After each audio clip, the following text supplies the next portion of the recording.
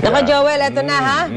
Oras na po para sa mainit na balitaktakan ngayong umaga. Ang lamig-lamig. Ang lamig-lamig at hindi kailangan ng aircon. Kailangan lang ng konting electric fan. Kaya medyo makakatipid tayo. Friday na ho ngayon. Talaga ho tayo excited lahat. Ano? Sa mga gusto makisali sa balitaktakan, maaari na rin kayo mag-phone in ng mga tanong ninyo. I-dial nyo lang ang alinman sa mga numerong makikita sa inyong mga screen. At pwede lamang pong tawagan yan hanggang sa matapos po ang ating balitaktakan. Ang saya-saya na pag-uusapan natin ngayon. Ako, sinabi mo Maganda. Napakasaya po. Naku, sobrang saya natin. Ano? Kahapon po, isang magandang balita nga, ang bumungad sa mga consumer ng Meralco, nang mag-anunsyo sila ng pagbaba sa singil nila sa kuryente. Ngayong Pebrero, hindi ba masaya tayo niyan? Gusto ko ngang sumayaw sa sobrang tuwa. Tama ka dyan, Susan.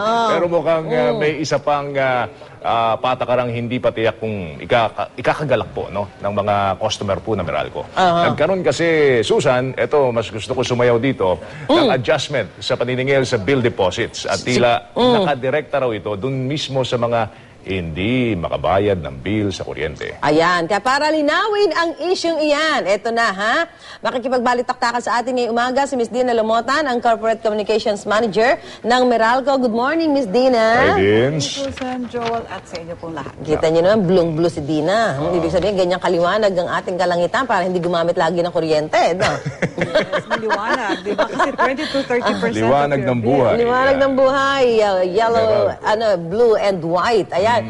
Bumaba ang sigil sa kuryente sa Meralco para sa buwang ito dahil po doon sa bagong 5 kontratang pinirmahan ninyo sa power suppliers.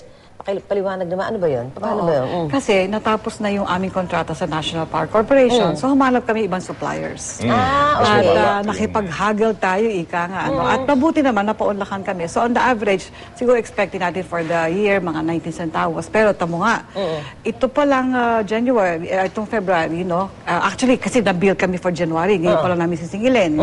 So may pagbaba ng 55 centavos. Kasi per kilowatt hour.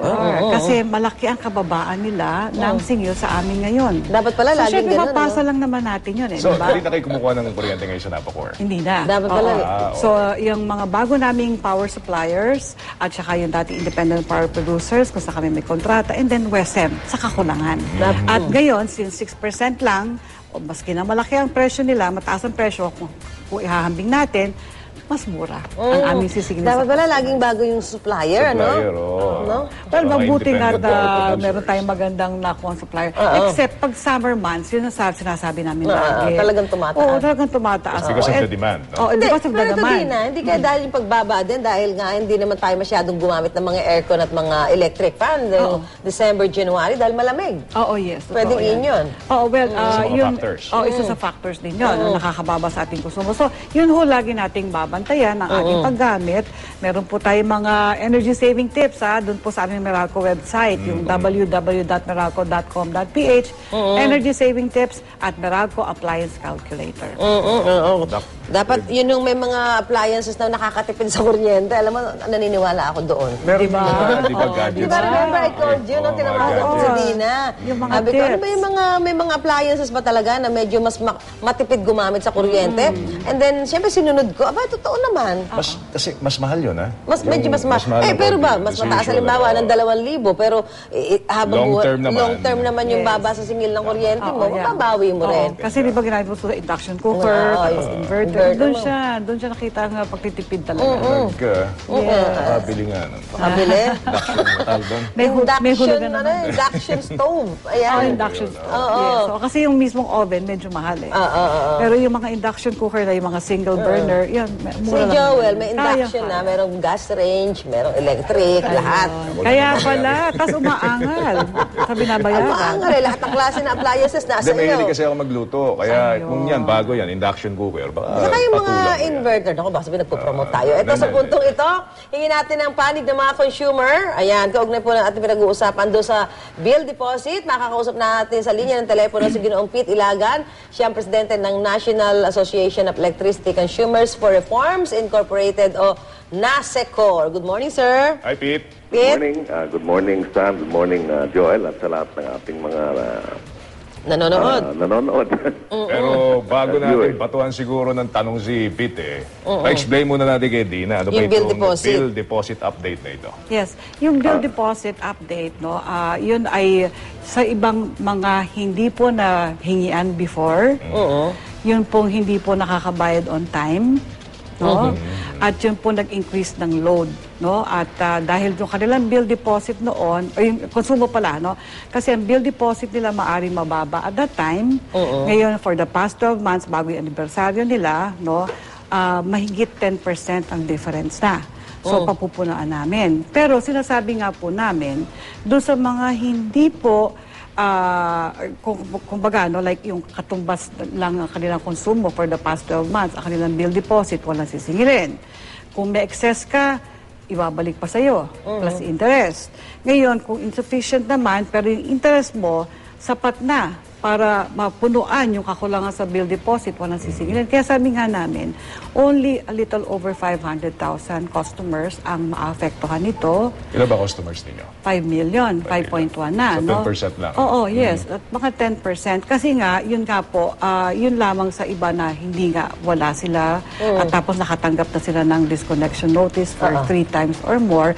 Yun, pero kung once or twice, tapos past 12 months before your anniversary, wala ka naman natatanggap, hindi ka namin hihingian ng bill deposit. Kasi, kumbaga, you have a good credit rating. So, ang sabi naman is guarantee. At inaalaw po ng batas ang tubig at saka ang kuryente. At saka hindi lang po Meralco kasama dito. Lahat po ay inaalaw na ito'y mag-update. Kasi ito nga ho, napaplano namin before pa. Inaalaw sa batas ito. Oo, yes. Oo. Dapat, nag-umpisa kami na October. So, may mga nag-react. Kasi sabi namin, kakaunti lang apektado no? So, we just wanted to give them letters. Kasi hindi nga lahat no? 500,000 na yung mga makakatanggap. 500,000. Pero hindi, kasi spread over 12 months. Pero May iba pa to, anniversary mo. libanagin natin, Dina, no? Iba pa to doon sa deposit na binibigay mo pagka gusto mo magpakabit ng linya ng kuryente. Yan na yan. Iba to. Kasi Iba ito. Pag bago kang customer, itong sinisingil sa'yo. pero yung bill mga dati, deposit. sabi mo, One yung month mga dati, yung mga dati na, wala sila nung bill deposit. Oo, meron Yun. iba. Yung mga nauna na, kasi kailan lang ba yung Totoo. bill deposit ninyo? Siguro, I think the 80s.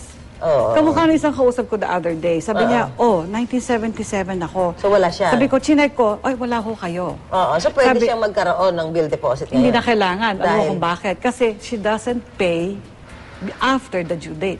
Alam ko kasi, So, maski na 30,000 ang kanyang bill deposit dapat, kung ihahambing natin sa kanyang 12 months na average, no?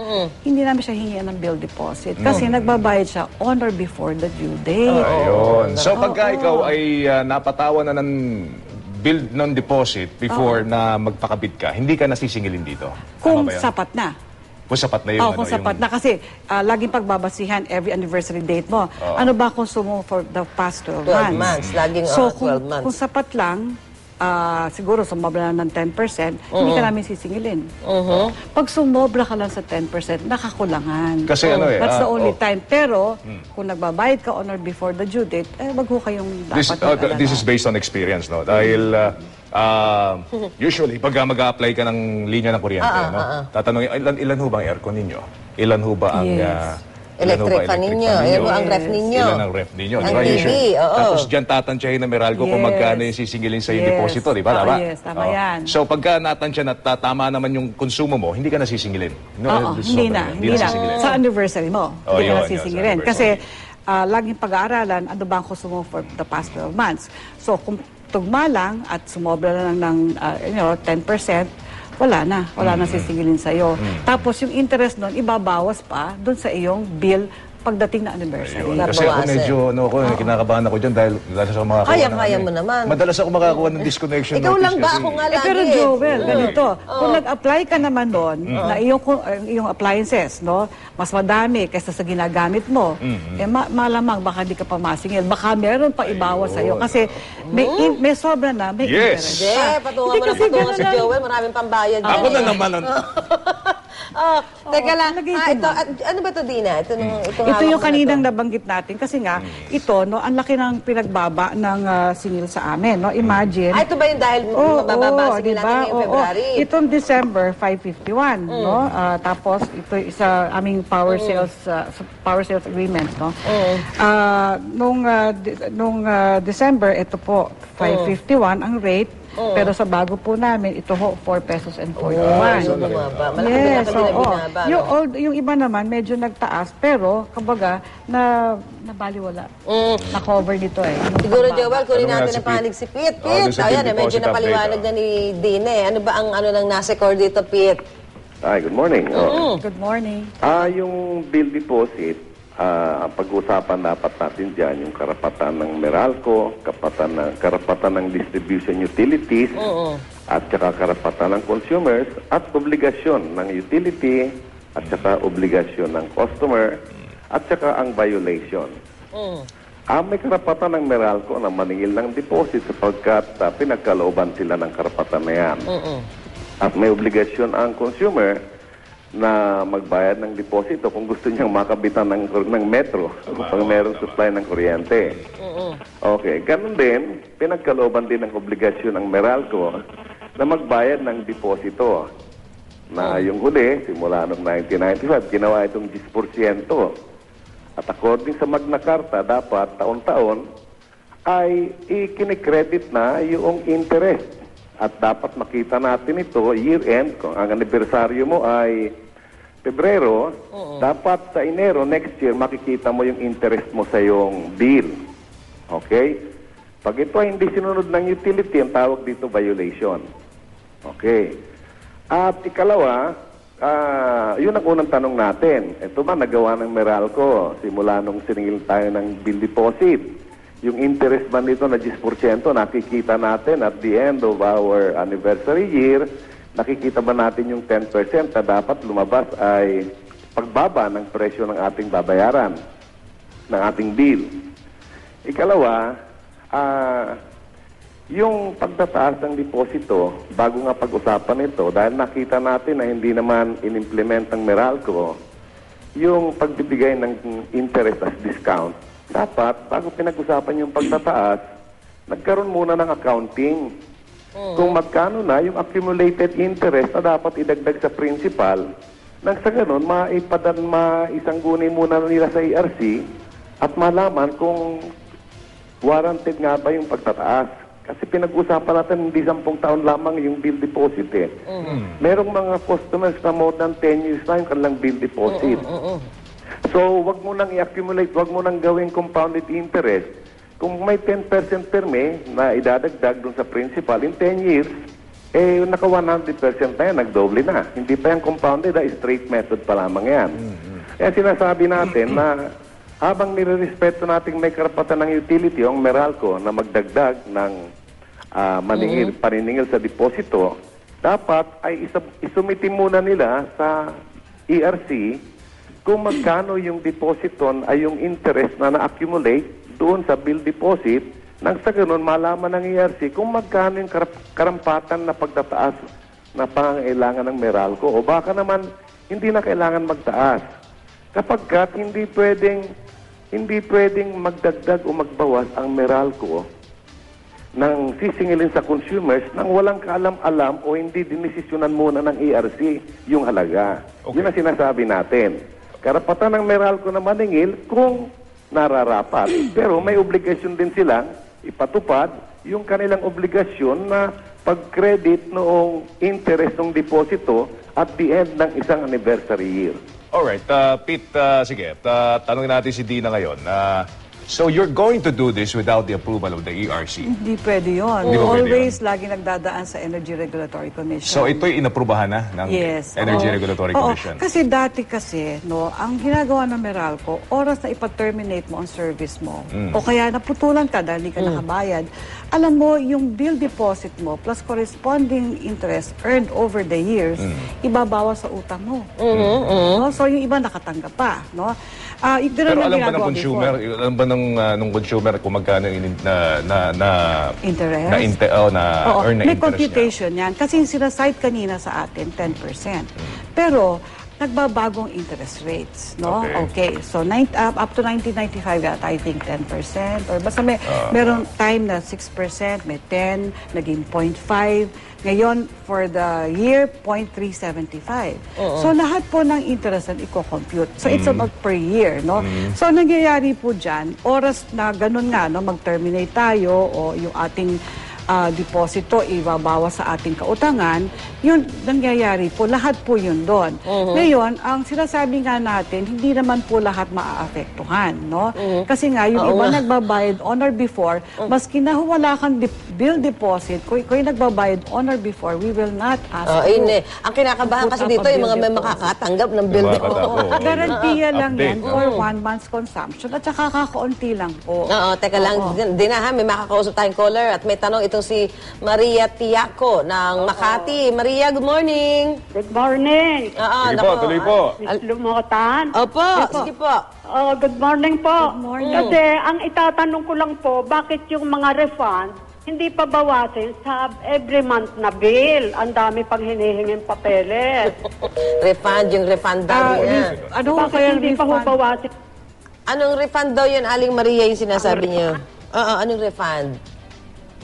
Ano pa kayo sinasabi? Mga dati pa. Ma'am Aling Maria? Ma'am Maria. Yes. Hello. Yes. Anong refund Kasi- yung sinasabi ninyo? Ano Kasi kasi kung Sabi ito ko yan. ho, kasi nagpapadala sila na may refund ang mga malalaking bill. Bakit hindi pa ho nila bawasin sa every month na billing? Kundi ang dami pa pang nilang hinihinging papeles na kailangan pa yung unang-una, kung nabatay na yung may pangalan doon. Ayun, At hindi pa bawasin sa every month na billing. Yung sa Kailangan refund. marami pang papeles na kailangan. Siguro ang gustong iparating na mensahe ni Aling Maria. Ma'am Maria, magre-refund kayo pero pinahirapan nyo naman mag-refund yung mga... tapos dapat ang sinasabi niya, kung refund, Balik nyo na, automatic na. Automatic deduction bawas na. na. Yung refund po naganap doon sa 30 billion sa Supreme Court order, no? Oo, yun binawas sa bill. Nung dumating naman po yung meter deposit refund, ang nirequire po sa amin ng ERC, kailangan ibigay mo doon sa kanino nakapangalan. Oo. So, hindi namin yon patakaran, di ba? No? So, pinatutupad po lang namin. Kasi noong dating sa Supreme Court, kung wala din lang naman objection yung sino ang yung may-ari noon, yun po ay binawas sa bill. Pero binago po ang patakaran, ang utos sa amin, pagdating doon sa meter refund. So wala po kaming doon. Kaya hinihingian po kayo namin ng patunay na kayo ang may-ari at kung kayo po ay binigyan ng authority ng may-ari, kung kayo nakapangalan ng serbisyo, na kayo ang makakuha. So, kumbaga, mahirap naman. Ngayon, always naman po, we will comply. Kasi nga ito, kamukha niyan, yung excess plus all the interest earned over the years, binabalik po namin yan. Kasi nga, pag po yan, yun, credit to bill actually yun. Yung itong bagong ito, credit to bill. Unless na siguro umangal yung, yung nagbayad ng bill deposit. Kasi they can inform Meralco, oy, I paid for that. I should benefit from that, no? Pero kung wala pong ganoon, ibabawas po sa inyong bill. Maliban lang. Kasi Susan at Joel, meron pong refund, na binibigay doon sa nagbabayad ng on or before the due date for the past 3 years. Meron po application form sa likod, yun po kailangan talaga may patunay na kayo po ang may-ari. Kasi you can get back all of the bill deposit plus all the interest earned. Alright. Okay, Ma'am Maria. Okay Thank na you, po tayo Mama. doon. Salamat po, ha? Thank you rin, Thank you. Miss Lumotan. Thank you po. Okay. Balikan natin si Pete siguro. Pete, meron daw approval ng ERC ito yun ang sinasabi ni Dine. Hello? Yes, Pete, go. Hello. Go. Yung approval na yan, hindi pa tayo aware sapagkat alam natin na natigil yung paniningil na yan dahil kinu-question nga natin yan. Pero babalikan ko yung paliwanag kanina ng Meralco na sinasabi na yan daw ay nagbabari, Yung pagbabari na yan, unang-una, lumabas lamang yan noong 2010 and 2011.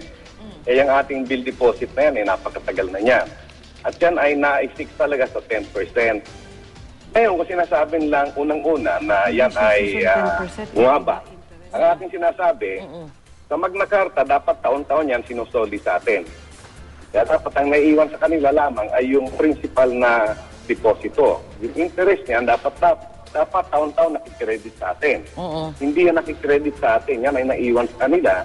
Kaya ang pinag-uusapan natin yan sa pag-uusap noon yan sa Magna Carta, kung yan pa ay dapat na compounded dahil naiwan sa kanila o dapat manatiling simple interest. At saka sinasabi natin noon sa pag-uusap ng Magna Carta na kung saan yung bill deposit ay napapasama sa usapan, ang tanong transparent ba yung Meralco na ipaalam sa atin kung magkano yung ating deposito at magkano yung kinikita taon-taon at magkano na yung nag-accumulate. Parang Yan ang pinag-usap.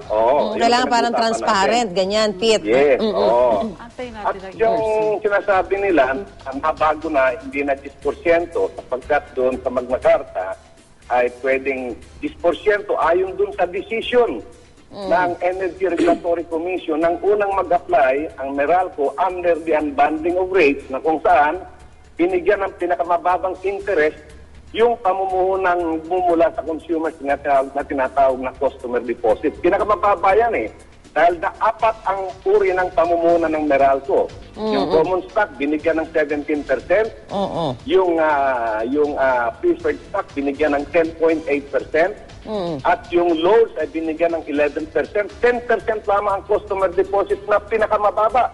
Samantalang binigyan ng average na 15.5% yung combined na pamumuhunan ng Meralco na kung saan kasama yung ating deposito na ginamit nilang pamumuhunan. So dapat maliwanagan yan ng mga consumers. Ngayon, yung pag-adapt ng interest mula sa central bank, yan ay in-implement lamang noong 2010. So kung ikaw ay nagbigay ng deposito ng 1990, hanggang 2010, may pinag-uusapan tayong 20 years na 10%. Bago dumating yung sinasabi ng Meralco na bumaba ito sa 4%, bumaba ito sa 7.5%. Less than 1% na lang pinag-uusapan, 0.075 ito from 1% to less than 1% ang sinasabi nila ngayon. So ang ating sinasabi, teka muna, okay? Teka muna, sapagkat unang-una dapat yung interest ay pag-usapan natin dahil hindi ito sinuli, dapat ito ay compounded. Okay, di ba? At ang sinasabi ngayon ng Meralco, yung pag-substitute from 10% naging mababa ay nag-umpisa lamang yan ng 2010. So bago po sila dapat magtaas ng presyo, ay dapat there must be an accounting of this interest doon sa ating bill deposit. So, yun yung gusto ng malinawan nila Kasi sila. from 10%, naging 0.5% na lang po yan, wala nang 1%. Napakababa ng ano. Samantalang ito maganda rito. Samantalang, yung formula ng weighted average cost of capital ay hindi pa napapalitan sapagkat yung interest ng ating customer deposit na kung saan dalawa po yan, yung metered deposit at saka yung bill deposit. Yan po ay nakadikit, that is incorporated, hindi pwedeng iwala yan sapagkat yung pag-approve niyan, buong porsyento yung tinatawag na weighted average cost of capital. Sige. Kung babaguhin natin yung 10% ng deposito natin to 0.5%, abay mababago yung weighted average cost of capital. Mahabang So kailangan i-review ng buo yung kabuuan sapagkat hindi pwedeng baguhin yung isang component na hindi magbabago yung kabuuan. Sige, Pete. Yan ang magiging malaking usapan dyan. Siguro maganda nga malilinawan natin yan sa Meralco. Anyway, maraming salamat, Pete, ha? Anytime. Okay, Maraming salamat. Pete Ilagan po ng Nasicor. Okay, Dina, ito bago kita pakawalang ngayong umaga. Habol ko lang. Anong balita doon sa prepaid ng kuryente? Ano na ba? Nagte-testing pa lang kami. Unang balak na 100, pero nasa 40 pa lamang na mga metro ay install namin. So para malaman namin kung paano ito magre-responde ang mga tao, kung may mga problema, yung ibang lang mga gusto na mangyari na dapat makapag-reconnect and disconnect na via remote control.